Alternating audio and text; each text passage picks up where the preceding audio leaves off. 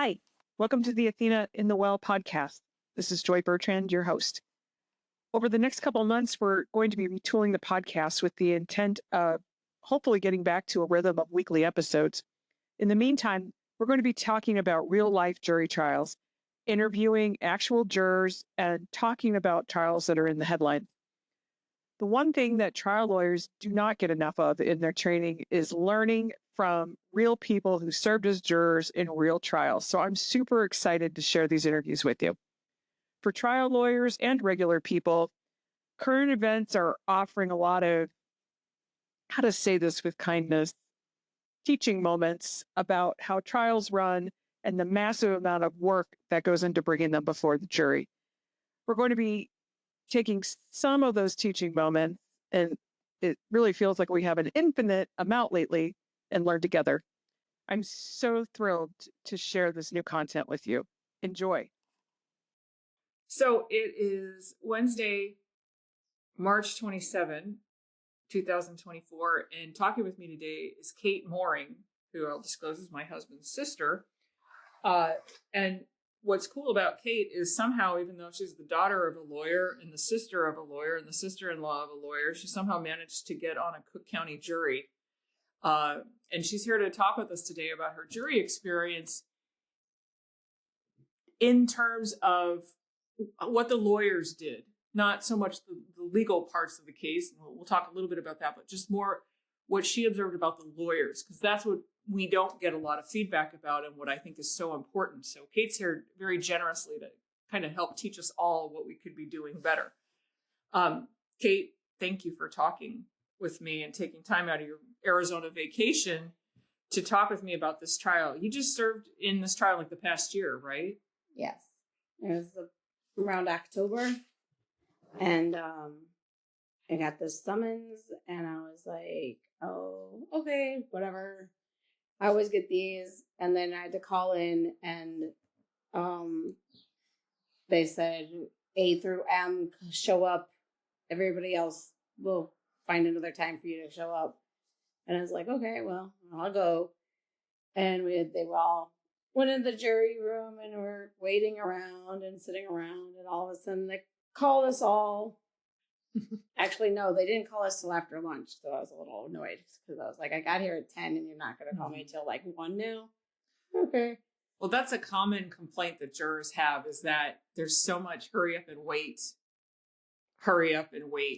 And they're not always shown what's going on behind the delay. Is that how that kind of felt? Like we were just kind of all just sitting in the room. They showed us the video about what's going to happen and the rules and regulations. And then they said, oh, all right, go to lunch, come back in an hour.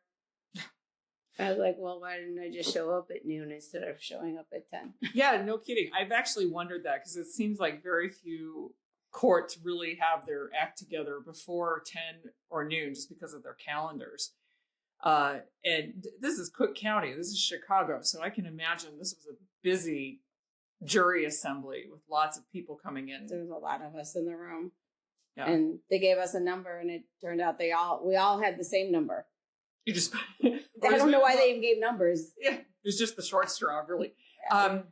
So then, did you have any idea of what kind of case you were going to be called on? Nope. Then they filed us all in. We kind of sat in the back seats, and then they randomly started calling people and started questioning, and saying, "Do you know any police officers? Do you know any other lawyers? What do you do for work?" That's voir dire or voir dire, depending on where you are in the country and how we say it. It's jury selection. Yeah. Did they talk to you guys as a group, or it like one-on-one, call you up, ask you the same questions? No, they put what 12 in the box. And then they just, they called out a name, and the person's like, "That's me," and then they just said they ran through the questions, and then the lawyers were like, yes, no, yes. And then if they said no, they said, okay, see ya. Yeah. So were the lawyers asking the questions or was the judge asking the questions?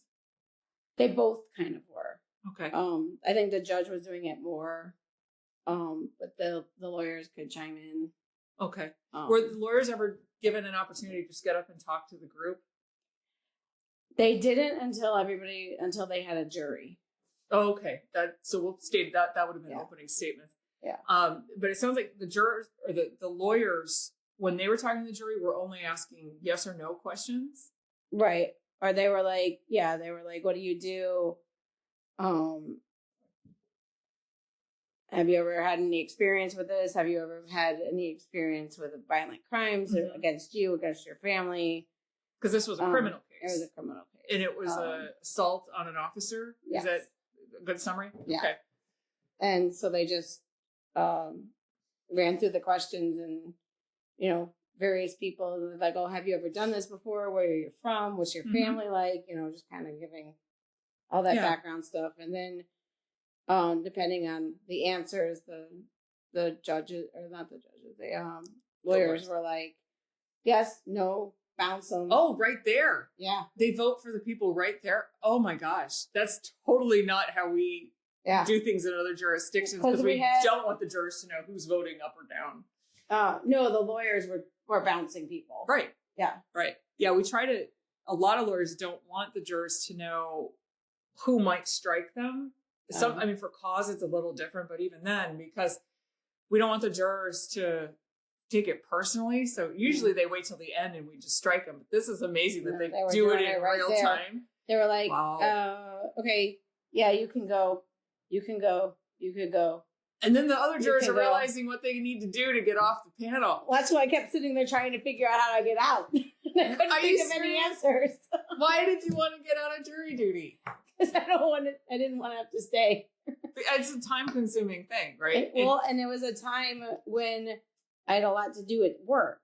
And I was like, oh my goodness, come on. This is not the time that I want to be here. I need to be at work.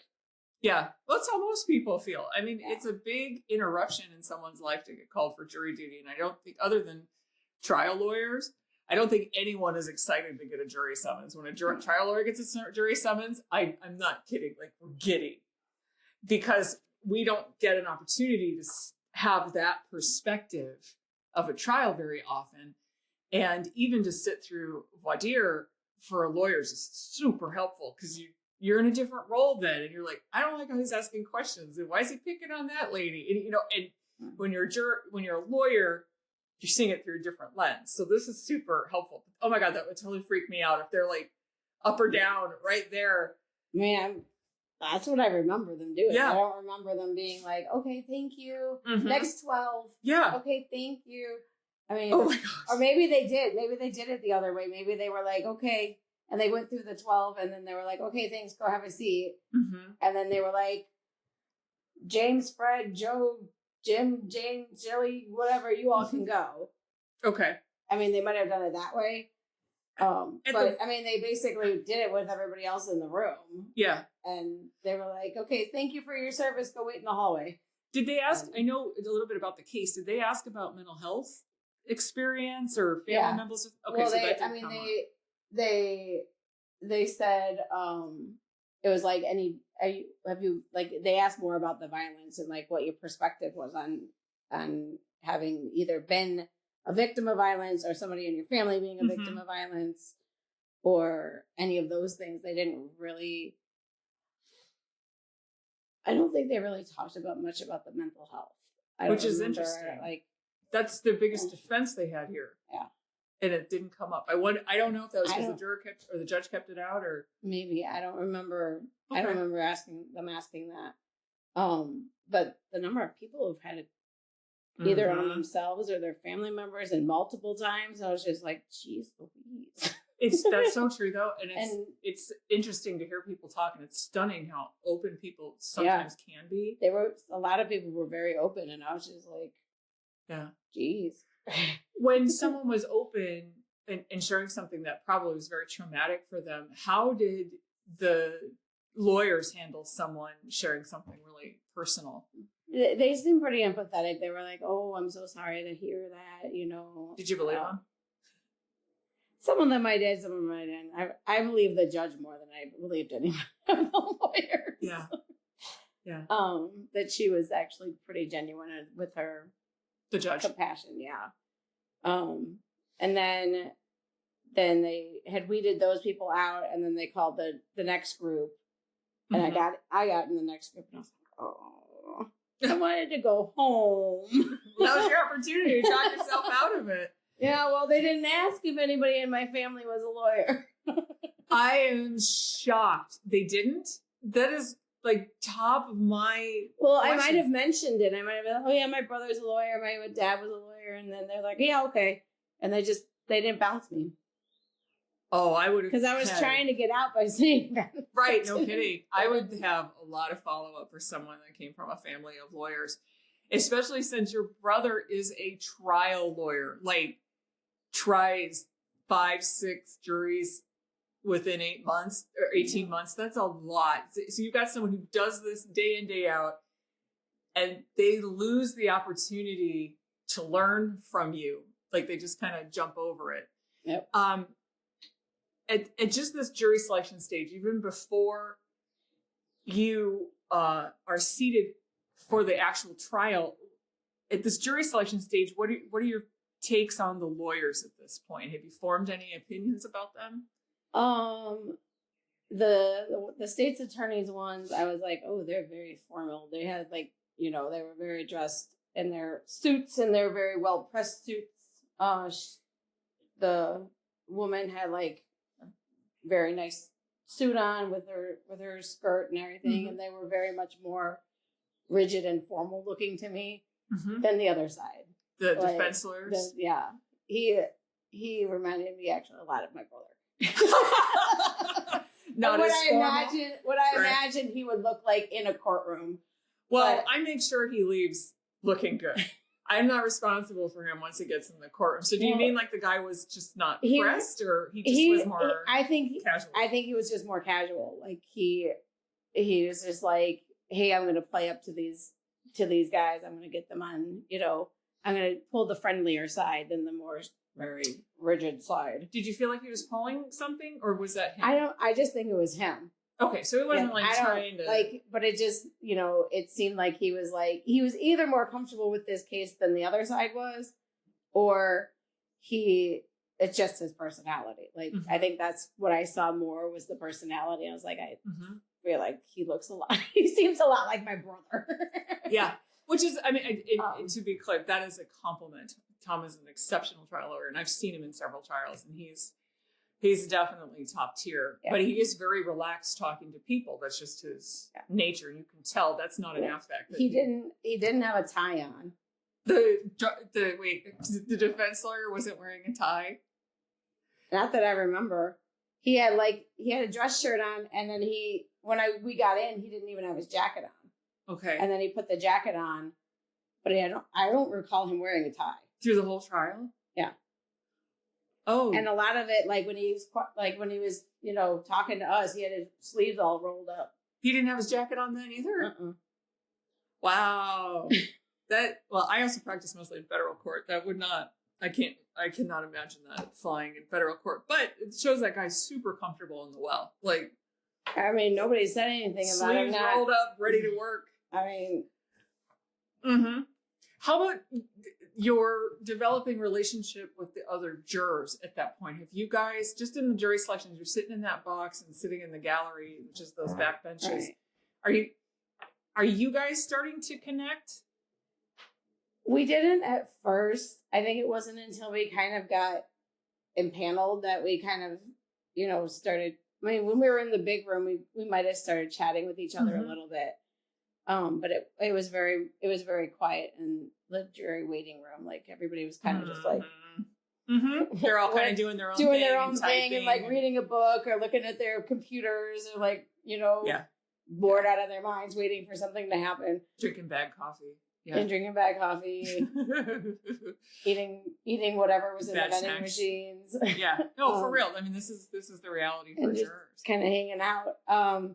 Once we got impaneled, then we kind of did because there wasn't really a choice because we got stuck in a room together. So right. There wasn't How many really. Were there? Were there 12? There were 12 of us. Okay. Did you have any alternates? Yes, there were 2. Okay, so 12 plus 2 or 10 plus 2? I think it was 10 plus 2. Okay. I don't practice Illinois State Court I think stuff, it was 10 plus 2. I was just trying to like Yeah. remember the seats. Yeah. The 2 never came in with us though. They had to hang around, but they didn't come in the room with us. Oh, that's weird too. Okay. So, apparently, I don't know what's going on in Cook County, but everything is completely different from everywhere else I've practiced. I'm going to have to get some of my Cook County friends on the podcast to walk through some of these things with us. So you have alternates, but they're not watching the trial?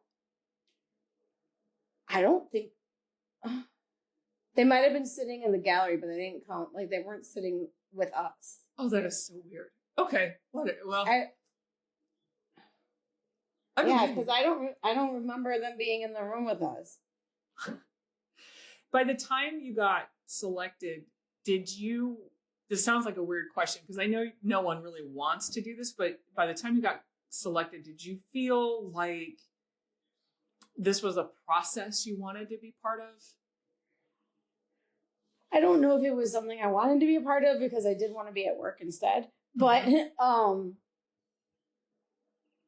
I mean, I know that it's something that, is helpful and that it's something that we should be doing. And it does give you a different like perspective.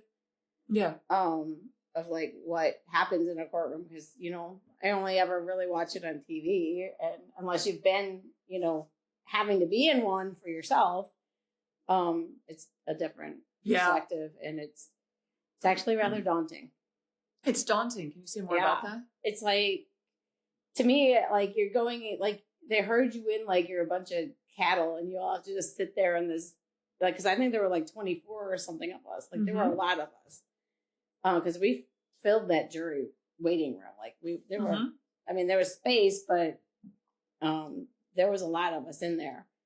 And they kind of just shove you all in and they make you sit there. And they might have gone over a little bit about the case. I don't have full recollection. And then they just started calling us and they started just, I don't remember if it was random or if it was alphabetical. I think it was random. And they just like pulled names off the jury summons cards. And, we had to fill in the back. And so they were just like kind of reading off, oh, you're so-and-so and you do this and you do this and you do this. Oh, and you have a family and you have, kind of reading that stuff off. And then they asked a couple of questions. And I mean, you're sitting in a room that you don't even know what's going on. Right. It's foreign. Yes, it's very foreign. And you're just kind of sitting there being like, I don't even know what we're here for. Right. Because they don't tell you anything. And then people come up and they're asking you all these questions and you're like, I mean, I could technically be lying and you don't even know that I'm lying. Or I could be telling you the truth because I'm scared to death. Right. Or some combination of that. And, to me, when I was sitting and waiting, I was like, how do I get out of this? Because I don't want to be here anymore. I want to go home. Yeah, this whole thing's weird. And then we started the whole thing, and then I don't think they started the trial that day. I think they waited. No, they might have started. No, they did. They started a little bit of it. I think they had like opening arguments and things like that. And then they were like, okay, you can go home now, but you can't talk to anybody. You can't say anything. You can't do anything. And you can come in tomorrow at, 11 o'clock or something like that. But make sure you don't talk to anybody about anything. And I was like, okay, who am I going to talk to? Right. But it is there's so much about trials that is artificial, right? Like, it's not natural to say to people, don't, and of course, all they want to do then is talk about it. Right. Don't look up anything, don't get any external information, don't talk to anybody. And I get why, it makes complete sense from a lawyer perspective why they do that. But I have found that courts don't do a good job of explaining to jurors the why. All right. Do you feel like that was part of it? Like, if you know the why behind it? I understand why, because they don't want you to get prejudiced about what's happening, and they don't want you to be telling anybody else what's happening. Yeah, and your thoughts on it. Right. You're not supposed to do any of that. So openings happen the first day, and at least in the jurisdictions I practice in, state goes first and then defense goes. Is that what you remember? Yeah. Okay. Who did the opening for the state? There were 2 people on that team. I think it was, well, there were 2 on the other side, but the other side, she never said anything. She just sat there the whole time. Okay. I think it was the man. The prosecutor man? The prosecutor man, yeah. And he kind of like, laid out the case and like what the reasoning is that we were all there and all that kind of stuff. And then the other guy came up with the cool cash guy. The defense lawyer? Yeah, the cool cash guy.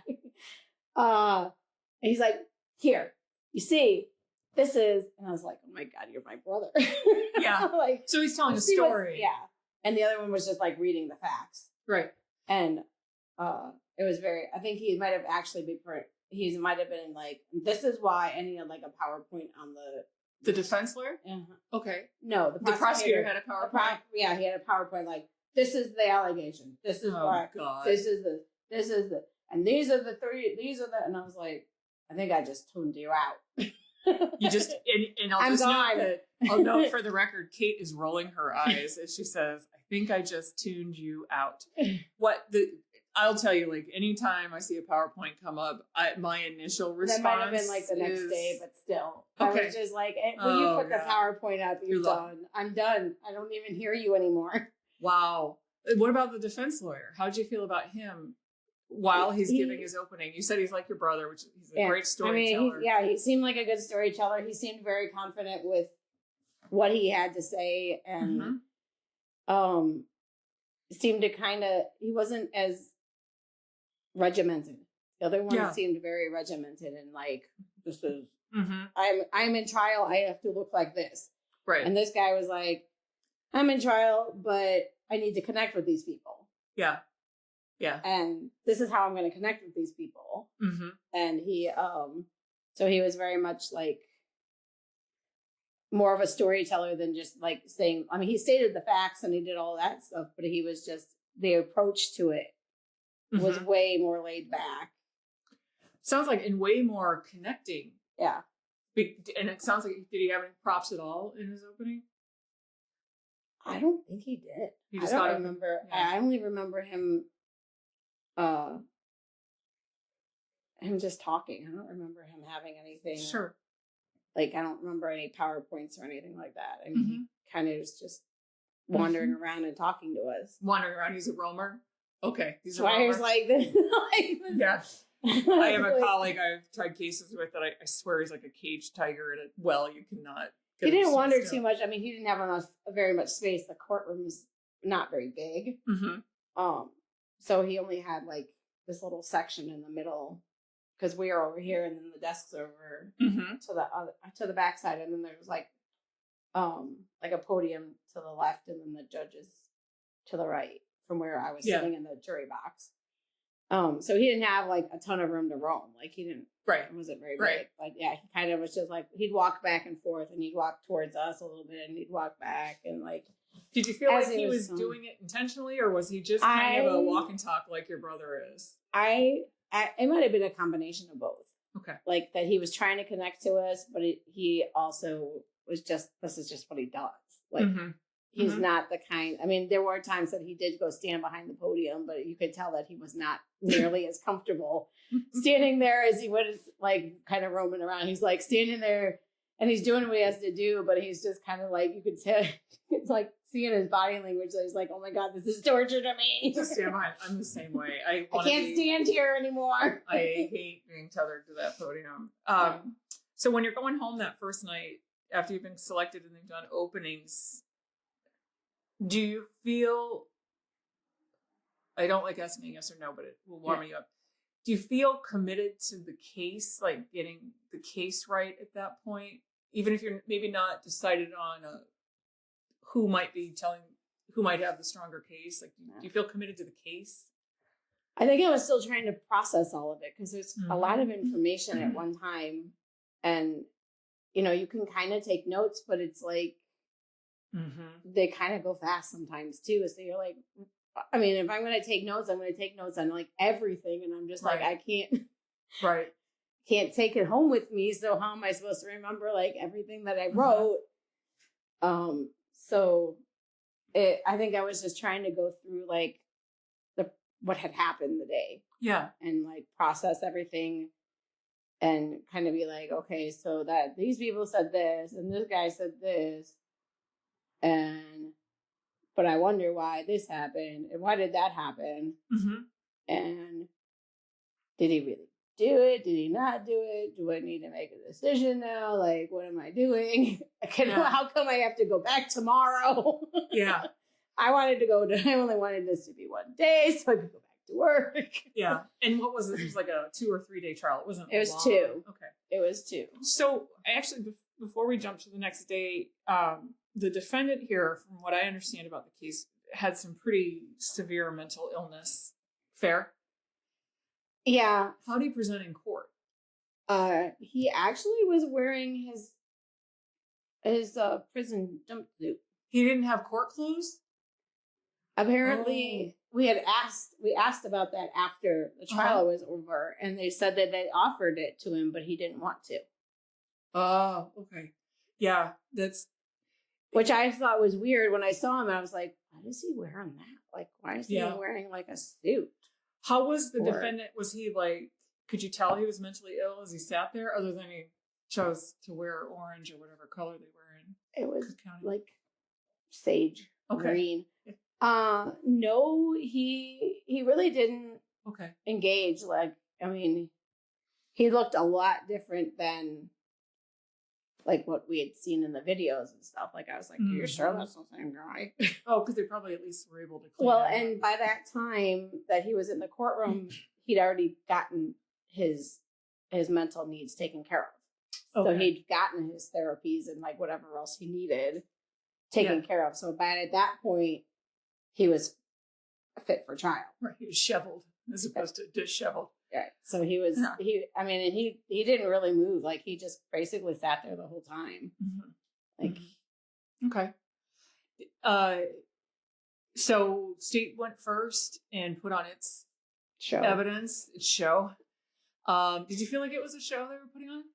I don't know if it was a show, but it definitely. I mean, it wasn't really a show because the other guy looked more like a show to me than these guys. Like, these guys just seemed very matter of fact and very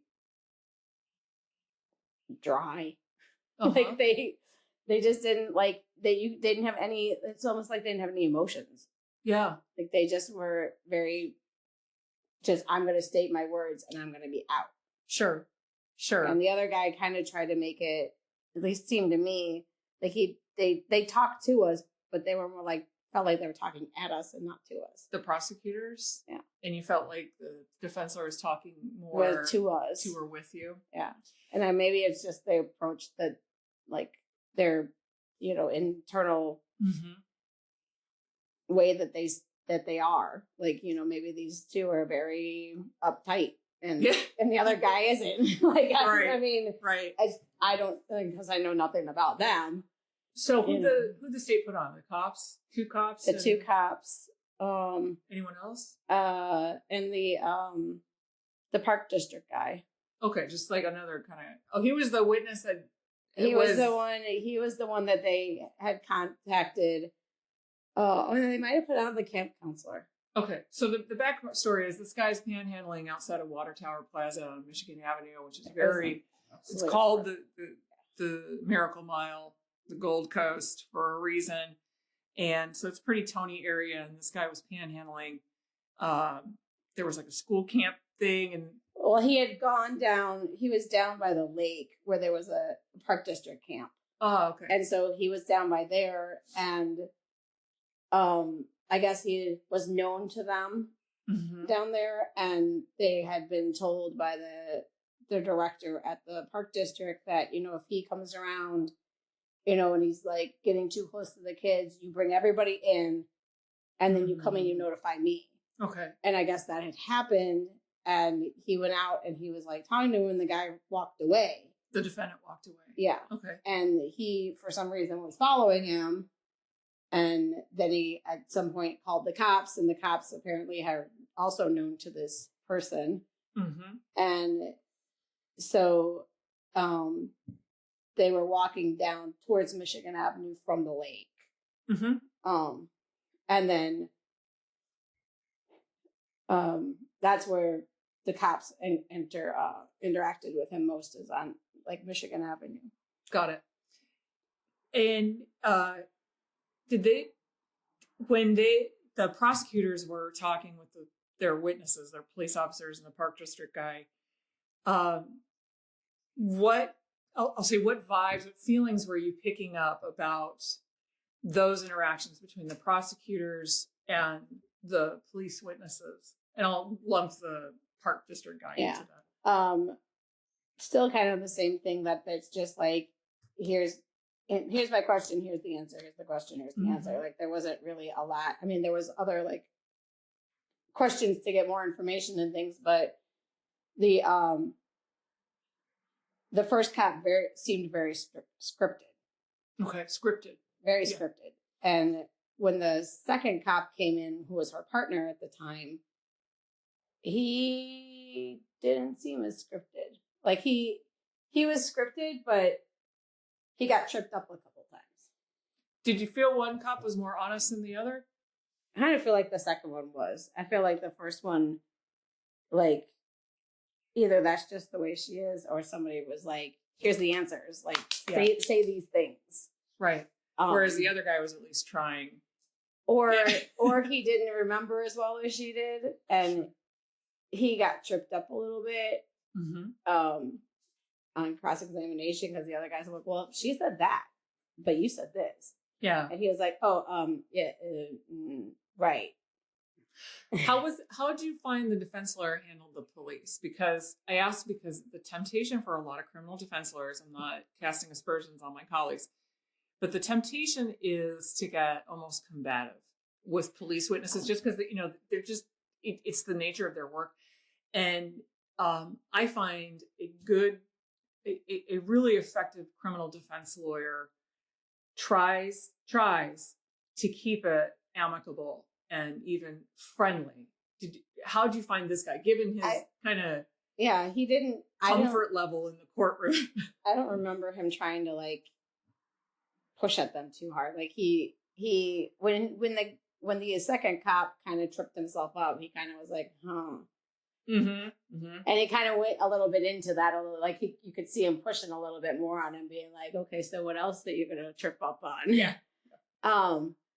But he wasn't like, he never was aggressive.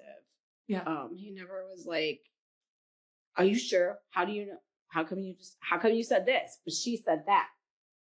Yeah. Like, he never like got aggressive with him. He just, he knew where he was going and what he was doing, and that this is going to be my follow-up question because he said that, but she didn't. Well, I think that's interesting. So there's one of the strongest, I think, advocacy skills that the trial lawyers college teaches in particular is cross-examination, and actually having a cross that we call it storybook, where one topic at a time. Right, Jack and Jill went up the hill. Right. And they were there to fetch water. Right. To drive a narrative as opposed to just kind of pot shots at the witness. And it sounds like, you can tell me if I'm wrong, but it sounds like this defense lawyer had a pretty organized cross, that he knew where he wanted to go with this. It seemed like it. I mean, they kind of asked similar questions to each other, like the defense and the prosecutors. And when he got a separate answer than what the other one had said, he kind of was like, here's my window. Yeah. And you made a hand gesture there of like going in. Yeah. Like, okay, now I'm taking this opportunity to see what else I can get out of you. Right. There's starting to be cracks in the wall. Exactly. Did the defense put on any witnesses? I don't think so. Did the defendant testify? No. Okay. How'd you feel about the defendant not testifying? Because I think one thing we have to acknowledge, human nature is, I want to hear from the guy. Come on, let me just tell me what happened. Now I'm curious. I just want to hear your version of events, versus the Fifth Amendment right not to testify. And, you're told in voir dire, you can't hold that against them. Do you understand? While you're nodding your head, so the juror knows what the answer is. But as you were watching this, was there a hunger in you to hear from the guy? I kind of wanted to a little bit just to know like what he was thinking at the time. Like why did what happened happen that way that it did? Like what was he thinking about? Yeah, because this was all about intent in this case. Right. That they and I kind of wanted to know, but the time span from the time that it happened to the time that the trial happened was like 2 years. Right. So I was like, I feel like that's a really long time. Yeah. But I kind of did because I wanted to know, like, to see, like, if he was gonna say something about like what actually, like, what he was thinking about and why he had done what he had done. Could you tell that? Oh, let me ask you this. There was one thing about the state's evidence that you were telling me is there was this video. It was like a body cam or something. There was a body cam video, and that the state moved it into evidence, but then didn't show it, or what the lawyers had published it to you guys, right? So the first time the prosecutors were up, somebody said, "Oh, are you going to show the video?" And she said no. Well, actually, she had a conversation with the other guy, and then defense lawyer. Yeah, okay. no, the other prosecutor that was with her, and I was like, "How come she doesn't know?" Like, yeah, I mean, aren't you part of it? Okay, anyway, she did it a lot. She was always she might be new. She might be new, or I don't know. Yeah, but anyway, so she talked, conversed with him, and they decided they weren't going to show the video, and this is in front of the jury.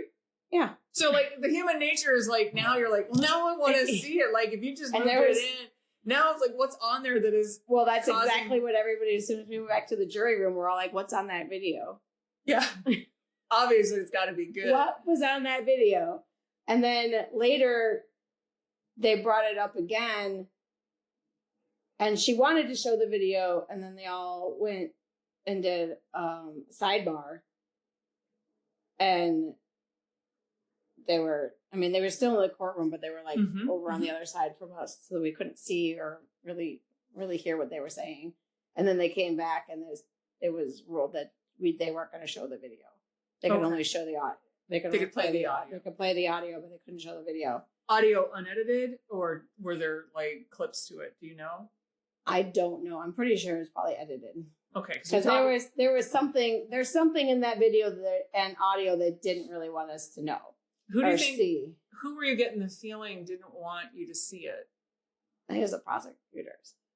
Oh, okay. Actually, I don't actually know. I don't know which way, but some of them decided that it wasn't supposed to be shown. We did eventually during deliberation ask, and they did give it to us, but they obviously had cut it. You could watch at the bottom, like it jumped from here to here, and you're like, what did they take out? How did it feel to know something that was clearly important was being kept from you guys?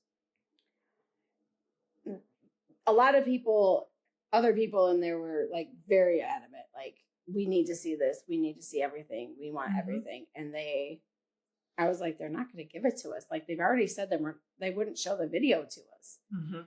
And they were like, well, we're going to ask anyway. Mm-hmm. And so they did. And it took a while for it to come back to us, and that for them to bring us the video, which told me that they had cut it. Yeah. That they were. So how'd that feel? Like, there's still. I was like, what is it? What do you not want us to see? Yeah. Like, what is in here that you don't want us to know? Bad. Right. Or so bad, or so incriminating on one side or the other, that's going to like sway us. Right. That you don't want us to know. Yeah. Especially when you're supposed to be on a truth-seeking job. Yeah. And so we're like, okay. And I seriously think we watched that video like 40 times in a row. Like, I was like, how many? It's not going to change people. Right. But didn't you tell me that it actually came down to like seconds? Oh, yeah. It was like 4:00 the second day, and we were still like, we were deadlocked. Mm-hmm. And No, I meant seconds of the video. That it came down to like the determination really came down to like this tiny little clip of the whole thing. Yeah. It took a lot of back and forth between us to convince other people that to see the way that we were seeing it, like because they were like, but see, look, and I was like, yeah, but that's not what he meant to do. Right. Well, let's pause. Let's pause on the final thing, because I know this ends up with an acquittal. Sorry for for those listening at home, but that's not really, this is about what the lawyers did well and could have learned from. Closing arguments for lawyers that are good are fun, but you have to be super prepared. And it's because it's really, I've had friends sing songs. I've had, Tom has swung a baseball bat. How the closings go? I'm having a feeling they went like everything else. Yeah, like everything else. They went back to their PowerPoint. You rolled your eyes again just now. Yeah, and it was like, remember, it's this and this and this.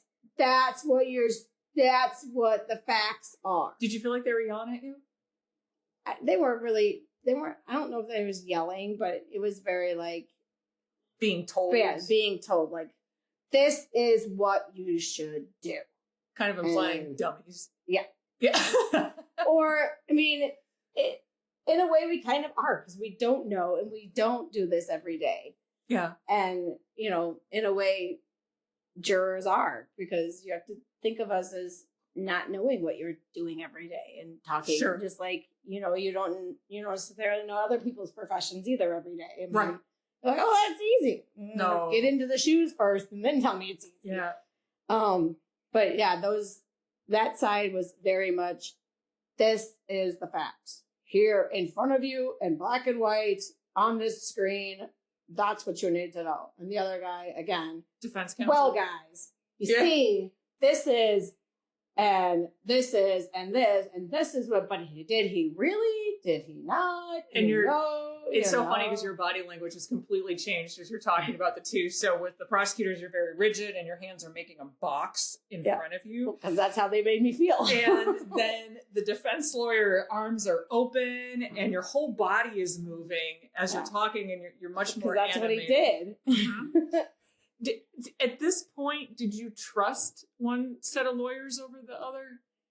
I don't know that I trusted, but I definitely was like, you guys are really stuffy and this guy's not. Yeah. And so how's it? Because prosecutors think that makes them professional. Yeah, but you can be professional and not be stuffy. Like, you can have a little bit of, leeway in there, that you're not like looking like you're sitting in a boarding school and you're afraid you're going to get your hand slapped. Like, I mean, that's kind of what they reminded me of. Like, oh, I must not move, or sister so-and-so is going to smack me in my hands. I better not, or the judge might get me. Yeah. You were not the foreman then. No. Look, before you guys go back to deliberate, you get the jury instructions given to you. Did they give you a big fat packet? Did they also? They didn't give. Did you give you? They didn't print out the jury instruction? They might have. They might have given it to him. The foreman. Okay. Did they also read the jury instructions to you? The judge definitely read it. She read a whole bunch how's of that stuff experience? It's kind of like, you really think I'm going to remember this? All this other stuff that you've just packed in my head the last 2 days, you really think I have any more space? Right, right. Well, I think that's really important, because I actually find the reading of the jury instructions to be just mind-numbing as a lawyer.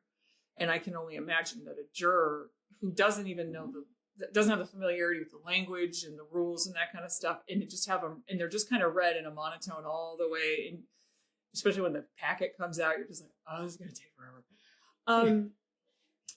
I want to be careful not to really delve into, because I'm a lawyer, I don't want to delve into the jurors' actual deliberation and just focus on your experience. But by the time you receive those instructions, have you made up your mind pretty firmly, or are you open to talking in the back?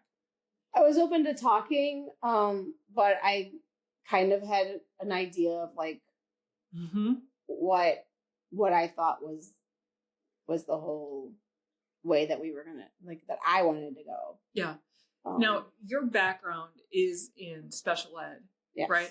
And so you have some significant education and training in mental health as well to be a special ed teacher, while not a clinician. It's not necessarily much mental health, but I do, like, I can read. I'm pretty good at reading, like, body language, and, like, knowing the difference between, you know, what a typically developing child looks like and a non-typically developing child. And I wouldn't say I'm like an expert in, like, the mental health perspective of it, but I know what a kid looks like when they're mad because they're mad, and what a kid looks like when they're acting out because they don't understand. Sure. So, well, and this becomes what happens in your take on this case, right? Right. Is you're looking for, does he understand? Right. And the reason I'm bringing this up is I think it's going back to the really, I'll say, cursory voir dire they did here. Had the prosecutors delved into someone like your background, and where you are going to, just by your work, be more maybe empathetic, but also just lens-wise, kind of have your own steps in your head about what you look for when someone's acting out, which is exactly what this guy started doing. right. Had they asked you about that, they may not have kept you on the jury. But they didn't ask.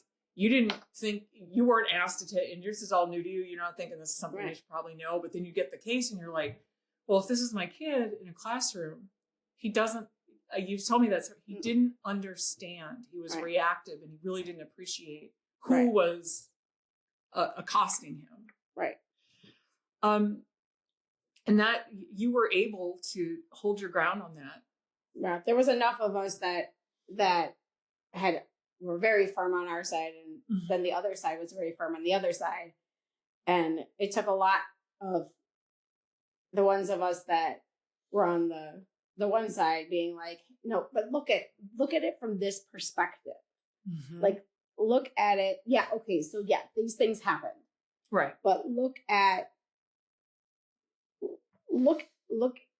his body. Look at the way that body is moving, and look at, since we don't really have, like, we had snippets of audio, like we had parts of audio, and look at what they did, the police officers did, and then his reaction to what they did. Mm-hmm. Like, look at it that way and see, because they wanted a unanimous. They have to. Yeah, they wanted it unanimous. So we had to, I was like, and a couple of times, a couple of us were like, we're not coming back tomorrow. It's 4:00. We got to make this decision. Did you ever tell the court that you guys were deadlocked? Yeah. Did the court give you what's called an Allen, ALLEN charge, where I call it the head knocker charge, where they're like, get back in there, try again? Yeah. That's basically what we got, because we told the guard outside, we're like, we can't. And he said, okay. Let him know. And they came back. He's like, you don't have a choice. Just go back. Do it again. Oh, okay. How'd that feel to know that the court was just like, tough nuts? We were like, well, we already had known at the beginning that we needed it to be unanimous. Sure. And we were just like, but we can't. Like, we can't get there. Yeah. And they were like, you have to. Well, it's not, I think that's so unfair, and I'm actually not a fan of the Allen charge, because the reality is you don't have to. You have to either get a verdict or not. And if you don't get a verdict, then the parties decide whether or not they're going to do it again. Like, all that happens is a mistrial. There's nothing wrong with, right. But that's gotta suck, because I'm thinking, I want to hold on to my principles, and I respect, and I actually tell jurors in every closing I do, hold on to your principles. I don't want you compromising who you are. This is part of the democratic process. And so everybody's voice matters. To be told your voice matters, except if you can't agree. And that to me seems so unfair to these people who are now committed, and are so committed that they're like, no. Yeah. We were definitely button heads. But you ended up unanimous. We did, because I think that I don't know if it was because they were like, okay, well, fine, whatever. Because we're going to have to make this decision, and more of you are now saying yes than no. Mm-hmm. So we'll just go with it. Or if it was like, oh, okay, now I see your side. Okay. because it's hard to know what people were actually thinking. And Was your foreman actually a leader, or was he just kind of the paper keeper? He was leading in that, like, he's like, okay guys, we got to get back on, we got to get we got to get going, kind of thing. But it wasn't like. How was he chosen? Did you guys vote, or was he just like the only one who wanted to do it? I don't even remember. He might have just been chosen. Okay. Like, I don't remember how he became who. All right. Maybe we were like, you've got the most experience, Tad, you're in. Like, I don't know. You've done these things before here. He'd been on juries before. A couple of them had. Like this one person this was like their fifth, fifth trial. Oh my gosh, that poor person. Yeah. Because I wanted to say that from the beginning that this was about the lawyers learning, what constructive feedback would you give the lawyers as a whole in this case? Keep it simple. And kind of talk to us like we don't know. Like, don't talk to us from where you are. Talk to us from where, like, you were when you were learning to be a lawyer. That's very beneficial to us because we don't know what you're talking about half the time. Like, it sounds like you're saying, teach us. Kind of like, and you're a teacher. Teach us. Tell us. Give us the facts. Keep out like the mumbo jumbo, like legal stuff that we're not going to understand anyway. I mean, some people do because some people have experience with it and whatever, but majority of people are doing other professions and have no idea what you're talking about. Right. Keep the legal stuff out. So keep the legal stuff out. Just give us the basics. Give us what we really need to know. Okay. What was the strongest skill you saw of the lawyers? The one, obviously the defense counsel obviously made more impact on me than the prosecutors. Can you identify a skill he had? The ability to kind of make it a story, make it like very simple to us, very like, and kind of really able to make that connection to us. Like, like, I mean, you said that that's not very typical for him to be so chill and laid back, but I think that it might be in the play to get us to feel comfortable with him. But don't make it boring. Yeah. Okay. Like kind of presented like, the prosecutors made it boring because they made the PowerPoint and they kept being like, well, these are your points. Right. But they gave us too many. Oh, okay. I feel like there was too many. You got to keep especially it over short. 2 days. Yeah. Keep it short. Keep it simple. Yeah. And try to find some sort of a way to make a connection to us. Yeah. Well, this question I didn't ask you before, but I'm curious, if you could tell the court system, what would you tell it is something it could do better for jurors? Whether you tell the judge something or tell the, jury administration, what could they do better? Well, don't make us come in at 10 o'clock if you're not going to do a trial till 1. Yeah. Like, respect our time. Respect our time. And,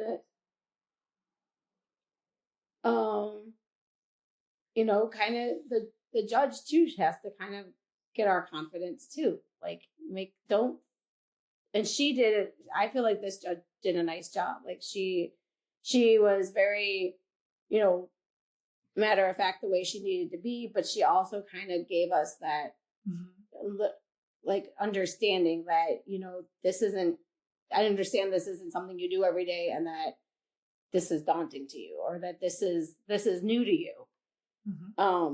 But she kind of like, she interacted with us, but she didn't like, she did it in like her formal way, but she still try to make like a connection, like help us to understand and kind of try to feel a little bit more comfortable. Sure. because it's not an uncomfortable situation to be in. No. And I really think it's hard with a 2-day trial. It's actually harder than like a week-long trial because it's so much to get in front of the jury and have them digest so quickly. Yeah. So I think you're so right that the more it can be streamlined and simplified and clarified. Make it less scary. Make it less scary. What would have made it less scary? I mean, you tell us all these things and then you're like, and you can get in trouble for if you do all of these things. And it's just like, okay, well, don't have to keep repeating it like 17 times. Tell us once, okay, we get it. Mm-hmm. You know, don't keep saying, but you know, if you don't do this right, you can get whatever. Yeah, I don't even know what that would be. Yeah, I don't know what it would be either, but like you could go to jail because you're talking about the case to somebody else. And I'm like, I got it. Yeah. And it's kind of, it's a weird thing because here you guys are, and I've told jurors this too, like there's only 2 people we stand up for in a courtroom, and it's the judge and the jury. We didn't stand for the judge.